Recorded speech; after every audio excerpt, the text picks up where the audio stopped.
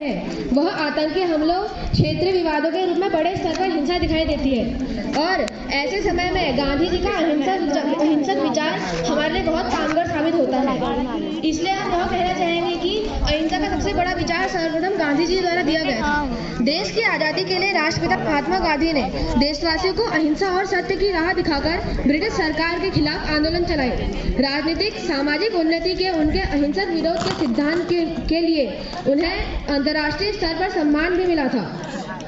ऐसे माहौल में महात्मा गांधी बहुत शांतिपूर्वक अपना काम लेते थे और बिना हिंसा के यानी अहिंसक ढंग से जो भी उनको आंदोलन करना होता था वो अहिंसक ढंग से आंदोलन किया करते थे।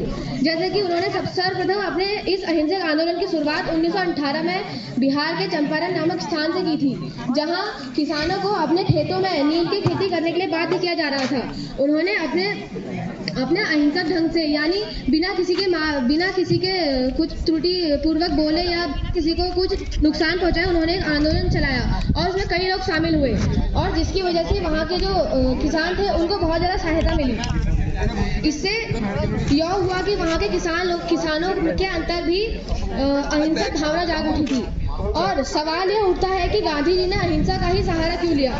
यह इसलिए हुआ क्योंकि उस वक्त पे जो अंग्रेज लोग थे वो बहुत ताकतवर थे और उनके पास बहुत सारे हथियार थे, जिसके कारण वो जो समाज था उसको दबा रहे थे। तो जिससे गांधी जी का विचार आगे उठकर आया और उन्होंने कहा कि हम अहिंसा का साथ देंगे और आंदोलन करेंगे और जिससे यह अहिंसक विचार उत्पन्न हुआ। और उस वक्त में ऐसा होता था कि अंग्रेज लोग जो थे वो भारतवासियों पर गुलामी कर रहे थे, जिससे लोगों के मन में पहले हिंसक भावना तो थी, पर गांधी जी द्वारा अहिंसा पर जोर देने के कारण सभी लोग अहिंसक भावना पर जोर देने लगे। अब बात यह उठती है कि हिंसा द्वारा जब 1957 की क्रांति हुई तो उसमें हमको कोई फल नहीं मिला। अगर हिंसा द्वारा ही कोई काम करना होता तो हमें 1957 में ही आज़ादी मिल गई होती। मैं अंत में यही कहना चाहूँगा कि अहिंसा ही परमो धर्मो यानी अहिंसा ही सबसे बड़ा धर्म है। धन्यवाद। अहिंसा का आज़ादी में योगदान, इस विषय पे विपक्ष में अपने विचार रखूंगा। तो सबसे पहले अहिंसा की बात कर रहे हैं तो गांधी जी की सोच के हिसाब से अहिंसा का मतलब था हृदय का परिवर्तन। तो हृदय का परिवर्तन मतलब कि गांधी जी चाहते थे कि हम इस तरह से आंदोलन करें कि उनका हृदय परिवर्तित हो जाए शांतिपूर्वक। तो मेरा सवाल यह है कि अगर कोई आपको यहाँ मारने के लिए आ रहा है, आप क्या शांतिपूर्वक उसका हृदय परिवर्तन कर सकते हैं? हमें हिंसा का तरीका अपनाना ही पड़ेगा, क्योंकि जब तक हम उसका जवाब नहीं देंगे तब तक हम उसको कहीं भी बैठा नहीं सकते। और गांधी जी की इसी आइडियोलॉजी से मैं इसका विरोध करता हूँ। भारतवर्ष की आज़ादी में अहिंसा का योगदान हिंसा की तुलना में कोई स्थान स्थापित नहीं कर सकता।